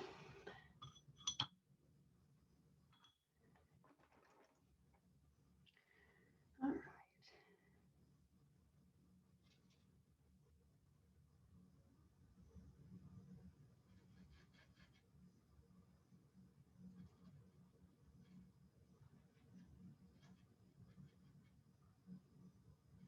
You're getting lots of nice compliments, Audrey, on the piece. Oh, thank you. I appreciate it.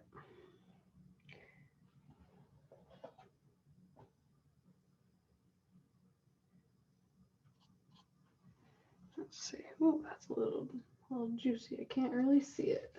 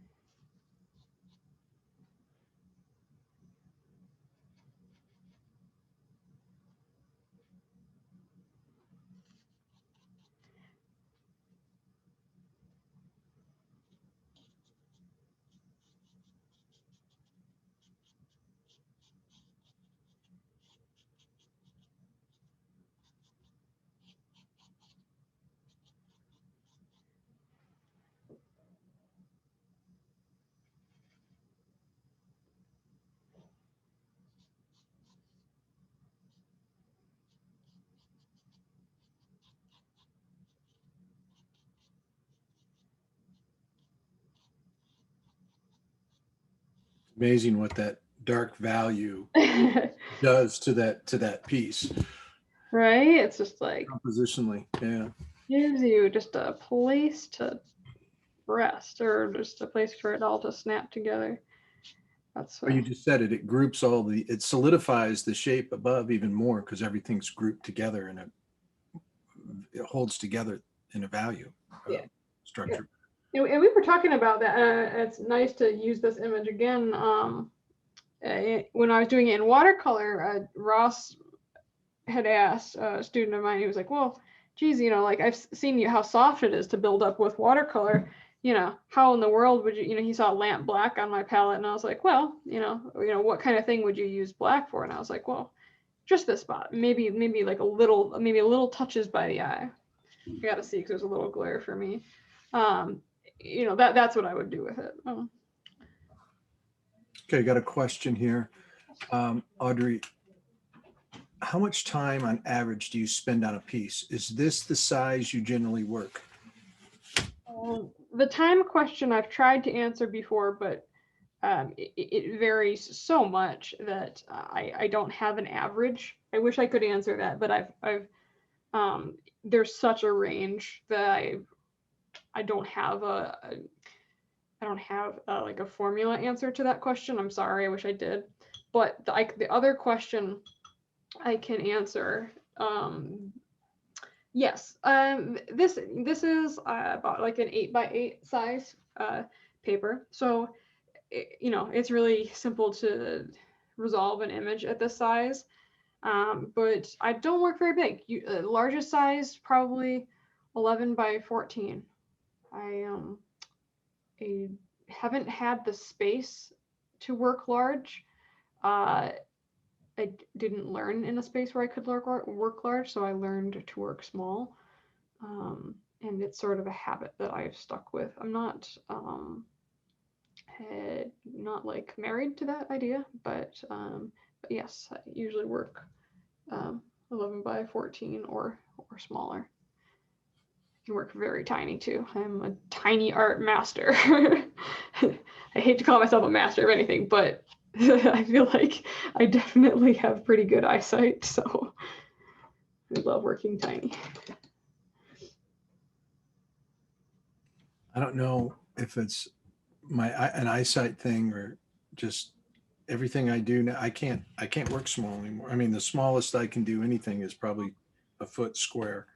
Interesting. Oh, yeah. I mean, I know it's circumstantial. I'm sure I'll hate it at a certain point, but it's funny that I've been kind of like going through all these drawings from illustration isolation and drawing in on the studio bridge, and in like a lot of these the things that are just heads, they're like consuming the whole paper now. They're like they just gradually gotten bigger and bigger and bigger. oh gosh.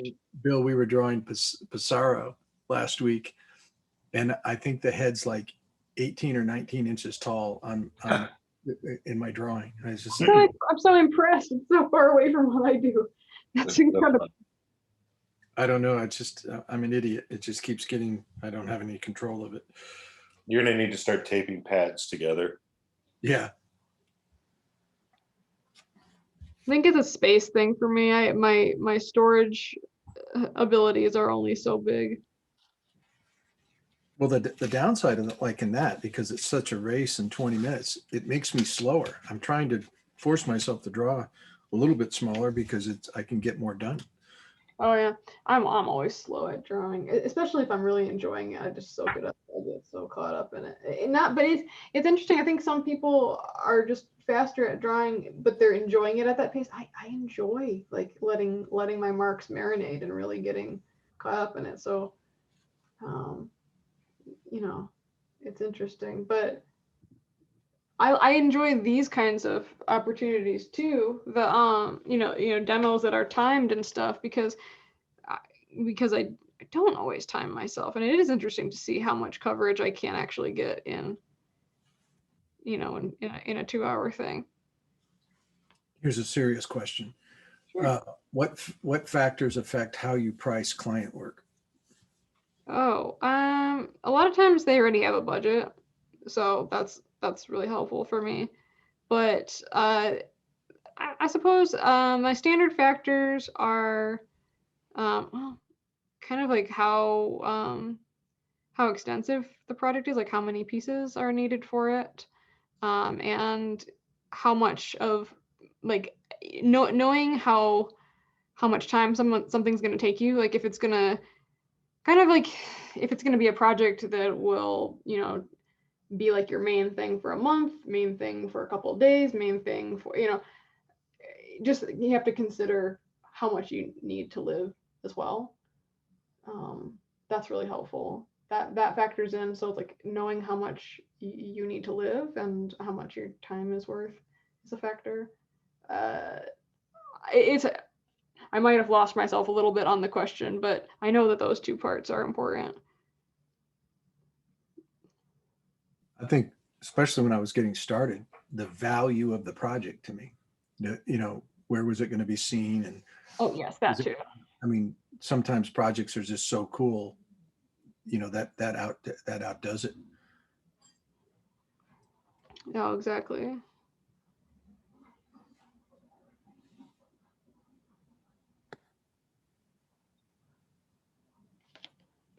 I think that's still a factor, you know. How, I mean, yeah, there's definitely how are you gonna live, what's it gonna be used for, but uh, I got to do a poster years ago for Bill Graham Presents, um, which was gonna be everywhere. And I got to do the whole thing. I got to design it, illustrate it, Cool. do whatever I wanted, basically, um, for a Red Hot Chili Peppers show. So it is what you do aligned with your interests, you know. Um, do you think about things like how they're going to use the piece, Audrey? Uh, yes. Yes, especially if it's smaller projects, or you know, if you know, if some, you know, some, you know, like somebody's a, you know, a band that, you know, is starting off and stuff. They're not like a big record label or anything. You know, I won't charge. I mean, I won't charge as much as I would if something was like you said, like Red Hot Chili Peppers. Like I do take that into consideration, like how much visibility it's going to be, you know, how much it is, but um yeah, I guess I'm really, you know, always answering questions while you're painting is tricky, but I do think about that. Just your enjoyment of it, and Kind of second half to a question here. From what factors affect how you price client work? Um, they responded, that is helpful. Thank you. Have you ever gotten work from a client seeing your personal projects? yeah, yes, a definite yes for me. Oftentimes, that's why I'm like a huge advocate for continuing to post and just continuing to share, because I think we were talking about that earlier with the Bernie Fuchs stuff. Sometimes we get a little shy, or I know I do, about stuff that I would do for myself, and I just think, oh well, you know, this is clearly just for me. This isn't real art, or this isn't finished looking art. And then somebody will be like, hey, do that for me. That's the whole job. Just do that. I'm like, what? Especially for you know, like animation pitches. You know, what they'll do, they'll ask you, hey, here's the pitch. Here's our, you know, style boards, here's inspiration. Can you fill up as many pages of blank as you can and exploration in the next 24 hours? You know, in the next, and it's like they're not asking for anything finished. They are purely just asking for as many drawings as possible. And I was like, what? This is process work. They're like, yep, we are paying you for like 2 days or a day worth of as much process work as you can do. Thank you. And it's like, really? So you just like my drawings? I'm like, yes. I would find that really intimidating because I wouldn't know what would be Like what would somebody else turn in? How many drawings would I somebody know, else and that's what I do too. I'm like, oh my gosh, I didn't realize, they need it, they need it by midnight. But was it enough? Could somebody else have drawn more? So, you always, of course, ask yourself that when those jobs happen. But it's like, but then they're like, thank you. This is exactly what but usually you have to take the pressure off yourself to an extent. You're usually not the only aspect to their pitch. You're like a finishing touch. You know what I mean?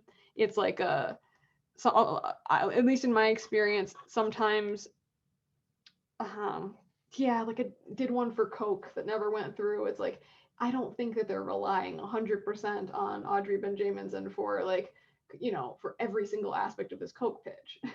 It's just one thing to flesh it out. It's one thing that they're like, let's get that artist. And they have a couple different things that they're pulling from, but you're something that's, adding a visual guide to an aspect of it. So yes, put all the effort you can into it, but also know that the pitch is probably not relying specifically on you. So a little bit of both. But I do feel that way often, John. Where it's like, gosh, I've never done anything like that. That's just totally foreign to me and Oh, fascinating. I'm glad you brought it up to let people know that exists. I knew it existed, but that's my favorite kind of stuff because it's Oh my done God. and done, and what time to overthink. That's what you're doing with your day, like. And usually I can fit those kinds of jobs in because it's like, okay, you asked me to draw as much as I can for this amount of time. You got it. This is well, Monday. I mean, that's how I felt with the editorial assignments that I used to work on all the Oh time. yeah, close to that. It's just like, okay, I remember just telling my wife, it's like, I'm done for 3 or 4 days. I'm going to be in lockdown because I got to do this. And you just go as hard as you can, as fast as you can. Yeah, it's close to that, except for the best part is the finished product is process work. And it's like, that's so cool. You don't have to make an illustration, especially if it's for character design. You want to have like resolved designs, but still, oftentimes they just want to see drawings. And if it goes further, then you go further. But those jobs are the best. I would be really awful at that. Well, I probably wouldn't be as good as at what you do. So. You are.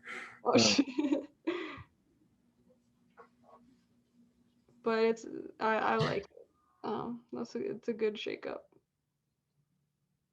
Always excited. So a question came up from that is, how would you price animation type of work? Is it a day rate or an hourly rate? Day rate. Yeah, from my experience, I'll have a day rate. Yeah. And it's great. And if you're not confident about it, ask your friends, ask people what they do, and usually they're just gonna say yes to it. If it sounds crazy, just remember you're probably not gonna get. You're probably just being paid for a day or two. So make it worth your time. Value yourself. I'm not talking about like being rude to people or having some kind of like weird ego, but make it worth your time. Value yourself. You're not this is not a job that's happening for like the next couple of years of your life. It's happening for the next couple of hours. It's not that big of a deal to give somebody a number that sounds big to you.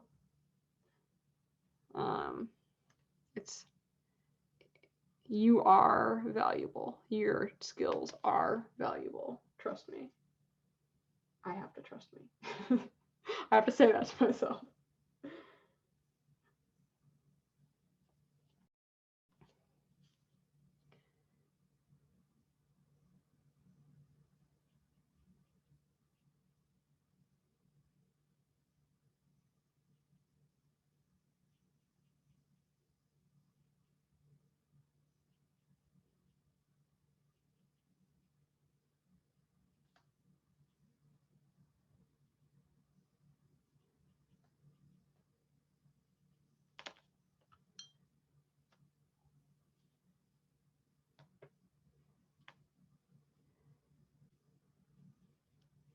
Great questions today, everyone. I do appreciate that as well.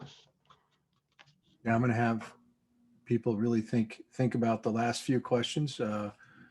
We're getting close to the top of the hour, but we have time for some more. Yeah, I mean, I think I got enough resolved on this, so it won't be it'll be, somewhat near a finish, or at least something that was nice to watch. I hope. It was fabulous. Yeah, it's fun when I get into this stuff, like when I start really making some marks to build up forms and places that I want to have a bit more dimension. I always just I feel like demoing in a way, you're almost like being like a party host. You're like, oh, I'm having a good time. Hope everybody else is. It's you're entertaining. Well, if that's all you got from this, at least that's something. No, I mean, you feel like as the person doing the demo, you feel Oh, like an entertainer. yeah. You feel responsible to yes. entertain. I feel responsible for your Monday night party. Thank you for coming to my party.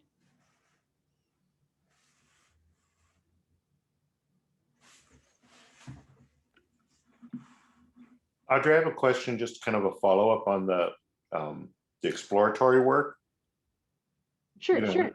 When you're hired to do something like that, where you're doing like, just draw as much as you want for a day or whatever. Yeah, on topic, Yeah, are you scanning? Yeah, on the top. Yeah, are you scanning the work in yourself, or are you sending them? Oh, scan it, yeah. Yeah, scan it all, color some of it, do as much as you can. Yeah, yep. All just my own scans, and I'll format it like on pages. Yes. Yeah. And so all of that goes into kind of thinking about the price, or thinking about. Oh, right. Yeah, they don't need any originals, and usually, like, if the project gets awarded, they'll and I guess I should explain, not awarded as in, if anybody's not familiar with that in like the ad world, like it just means like it goes on further to the next step. Like they go through with it. If it gets awarded, then they'll ask you back for stuff, or not. They move on. Oftentimes things don't go through. It's no big deal. The winds blow in sometimes, and then nothing happens, but sometimes stuff does. I think that's a really good, a really important point for people to think about too, is that you may be asked to do something like that and it might not go anywhere. Oh yeah, I have plenty of projects that have went nowhere, but oh, the fun, like it's just great. It feels, I love helping people, and that's what I taught art therapy for a bit before I started doing illustration full time, and like it feels weird, the advertising world and art therapy feel like they go nothing together, but I really do love working with people and just being part of a conversation and like shooting things back and forth at like, rapid fire. Really, like, just like I'm saying, I'm responding to the paint. I really love doing the same thing with people. And it's, usually with illustration, it's like, you get some direction from art directors, but it's not that quick, that quick back and forth. I love that sometimes, the, really, really on the spot reacting to stuff. I can't do fast pace all the time by any means, but I love certain times or projects that are very, very bouncy like that. So, Audrey, can you? I know you're, and we've come to the top of the hour. But if you take a minute or two to discuss what you would do, I mean, how you would finish, where do you think the piece is, all that kind of fun stuff. Oh yeah. Okay. So right now I'm getting into, I would say maybe like the secondary part of it. Like my first initial thought is covering space and creating overall values over the whole piece, and I said grouping, in grouping areas, and And right now I'm getting to this really fun place where I'm almost starting, John, I think you often agree with me that like sometimes there's not really a strong difference between drawing and painting. You can sort of draw with a paintbrush or paint with a pencil. It's more about how you're treating it than the actual material. So right now I'm kind of coming in here and drawing a little bit. I just drew in that line, and there's there's some reflections, or not reflections. There's some shadows that are picking up bits of the color and the environment that I might draw in a bit. I might draw in some edges and build up how much I want this texture to stay in the hair, and how much I want to have a harder edge be popped into place. But that's probably how I'll move forward. I like the breathiness of the green poking through the skin, so I won't intensely render that, I don't think, at all, because that was what I was going for. So That's a great explanation, because I mean, I always start by saying, well, the thing I have to do first is make the picture. And that's kind of what blocking everything in, establishing where things go and the value structure of it, and then worry about the other stuff afterwards. The rest it almost feels like decorative, or like a little treat, Putting the jewelry on. Exactly, the finishing step, the nail polish, the polish, Yeah. Okay, so with that said, you're getting all kinds of praise here. Oh, thank you. What a great month it was, and how much people are going to miss you. I'm definitely on the top of that list, but I get to talk to you all the time and see you in class and all that fun stuff. So, but I will miss you in here. So I think we'll leave it at this. Does anybody have any final question they want to ask Audrey?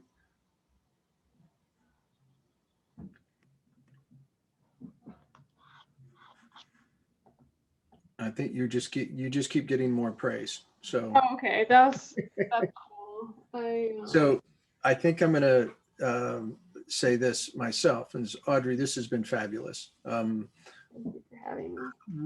The amount that you know, and how you've gotten there so quickly in your development in your career, it just blows me away. You are phenomenal, and I every time I see you do something, I'm always more and more impressed. So thank you. It's certainly lovely to have sort of paint with people and talk with people as you do it, because it just creates a different kind of awareness of what you're even doing. And I'm sure you feel the same as an instructor. And I appreciate you. Yeah. I appreciate you saying that. Well, Timmy, are you there? All right. Yeah. What an awesome night. We've come to the end of Audrey. All right. The end of Audrey. Yeah, Audrey, I'll just echo what John said. And everybody else, you've got critique week next week. Yeah, and you don't forget it. And we also have to the 4th to get the anybody that wants to do the character challenge. We have that extra week. Oh yeah. And then we have Lisa Sear coming up. And then you can draw with us on Thursday morning. Bill and I will be here drawing. Yeah. So no shortage of things going on. So that's right. All right, everybody. Thank you again, Audrey. Thank you, Timmy. Fantastic job. For the support, Bill. I really appreciate it. We'll talk to you soon. See you on Thursday, Bill.